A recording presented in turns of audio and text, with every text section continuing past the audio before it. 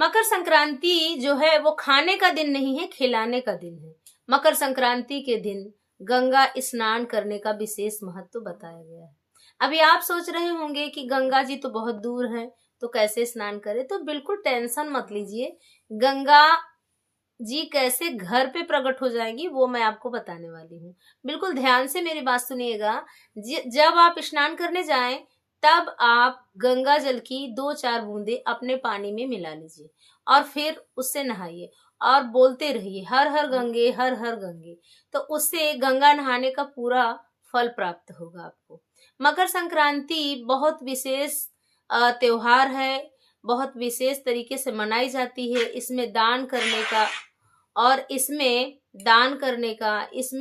आप कंबल दान करिए, गुड़ दान करिए, तिल दान करिए। इसका बहुत विशेष महत्व बताया गया है। गुड़ और तिल का लड्डू बनाकर उसका दान करिए। और इस दिन एक विशेष बात मैं आपको बता रही हूँ कि इस दिन सठ तिला एकादशी भी पड़ रही है। सठ तिला एकादशी और मकर संक्रांति का एक दुर्लभ संयोग बना। राधे राधे मित्रों, मैं हूँ रीना शुक्ला और मेरे चैनल मेरू वृंदावन में आप सभी का स्वागत है। तो मकर संक्रांति किस दिन मनाई जाएगी इसके विषय में आज कुछ बातें करने वाले हैं। मकर संक्रांति 14 को हो या फिर 15 को मनाई जाएगी। तो मकर संक्रांति पे दान करने का विशेष महत्व है, आपको पता ही है। दान करना, गंगा स्नान करना, इस दिन काले तिल दान करने का विशेष महत्व बताया गया है। इससे शनि देव प्रसन्न होते हैं, क्योंकि जो मकर राशि है वो शनि देव की राशि है और इस दिन सूर्य भगवान धनु राशि से मकर राशि में प्रवेश करते हैं। इसे संक्रमण काल कहा जाता है। देखिए, संक्रमण अर्थात संक्रांति वर्ष भर में पूरी 12 संक्रांति पड़ती है, जिसमें से हमारी जो मकर संक्रांति है ये विशेष फलदायी है और इसको करना भी बहुत जरूरी होता है। इसमें दान पुण्य का बहुत ज्यादा विशेष महत्व बताया गया है। आप जरूरतमंदों को अनाज का दान कीजिए।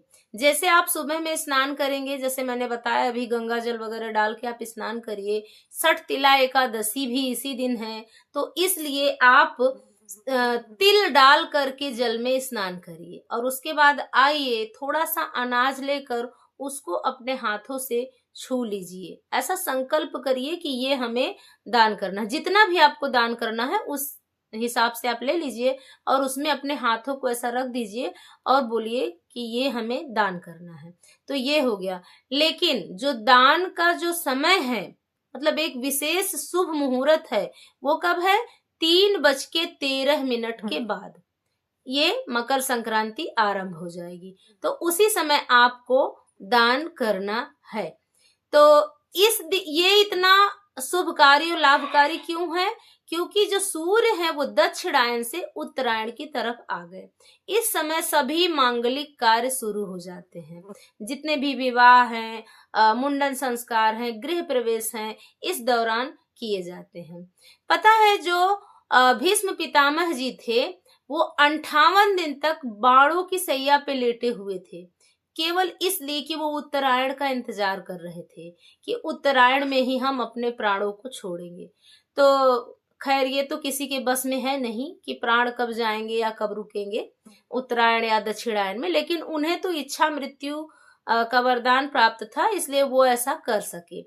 लेकिन आप समझ सकते हैं कि कितना विशेष दिन है ये जो हमारा मकर संक्रांति है। तो इस दिन हम अपने घर की जो बेटियां हैं, जो बहन हैं, जो बुआ हैं, उनको भी दान करने का बहुत ज्यादा महत्व है। आपको पता होना चाहिए। देखिए क्या है कि खिचड़ी का दान भी करते, इसीलिए इसको खिचड़ी कहा जाता है। इसमें बहनों के घर भाई लोग खिचड़ी लेके जाते हैं, बेटियों के घर में खिचड़ी लेके जाते हैं। ये दान करना अपने आप में बहुत ज्यादा फलदायी है। जितने भी ग्रह हैं वो आपके अगर विपरीत चल रहे हैं तो बिल्कुल ये समझ लीजिए कि वो बिल्कुल सही हो जाने वाले हैं। अब समझ लीजिए, आप गुड़ का अगर आप दान कर रहे हैं तो इससे क्या अच्छा होगा? आपके सूर्य अच्छा हो जाएगा, आपका मंगल अच्छा हो जाएगा। काले तिल का दान कर रहे हैं तो शनि की जो कुदृष्टि है वो अच्छी हो जाएगी, शनि ग्रह जो है वो अच्छे हो जाएंगे। सब्जियों का अगर आप दान कर रहे हैं, हरी सब्जियां, मटर वगैरह, हरे मटर वगैरह हैं, ये सब अगर आप दान कर रहे हैं तो इससे आपका बुध अच्छा हो जाएगा। हल्दी, जब खिचड़ी हम लोग दान करते हैं तो उसमें हल्दी की गांठ भी देते हैं। अब हल्दी को देने से हमारा गुरु ग्रह अच्छा हो जाता है। आप समझ सकते हैं कि कितना विशेष फलदायी ये मकर संक्रांति। सफेद तिल है जो, वो हमारे शुक्र को अच्छा करने वाला है। शुक्र हमारा अच्छा होता है तो हमारे जीवन में विशेष प्रकार की सुविधाएं, हमारी जीवन में एकदम लग्जरी लाइफ, धन धान, ये सब हमारी जीवन में प्रवेश करता है।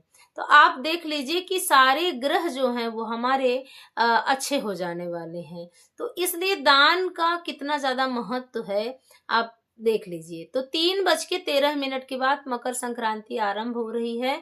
आपको एक बार सुबह में तो स्नान करना ही है। जैसे ही मकर संक्रांति आरंभ हो उस समय भी आप एक बार स्नान करिए और जो भी आपको दान करना है वो दान करिए। शिव जी के मंदिर में आपको एक घी का दिया जलाना है, बताया मैंने, और दूध, कच्चा दूध, एक तांबे के लोटे में कच्चा दूध, थोड़ा सा शहद और काला तिल डाल के अपने पितरों के निमित्त भी आपको दक्षिण दिशा की तरफ मुख करके अर्पण करना है, जो कि विशेष फलदायी है। इस दिन किया गया हर चीज अक्षय हो जाता। अक्षय मतलब वो कभी भी निष्फल नहीं होता है। इस दिन आप जप करिए, हवन करिए, गंगा स्नान करिए। गंगा जी नहीं है तो जैसा मैंने बताया गंगा जल डाल के आप स्नान करिए, उसका उतना ही महत्व बताया गया है। इस दिन जरूरतमंदों को जरूर दान दीजिए। चींटियों को आटा खिलाइए, पक्षियों को बाजरा या फिर चावल खिलाइए। एकादशी पड़ रही है तो आप तिल भी पक्षियों को खिला सकते हैं। तो ये इतना विशेष फलदायी है, अपने आप में ही बिल्कुल पूर्ण है, जिससे हमारा जीवन एकदम सफल और सुंदर बनने वाला है।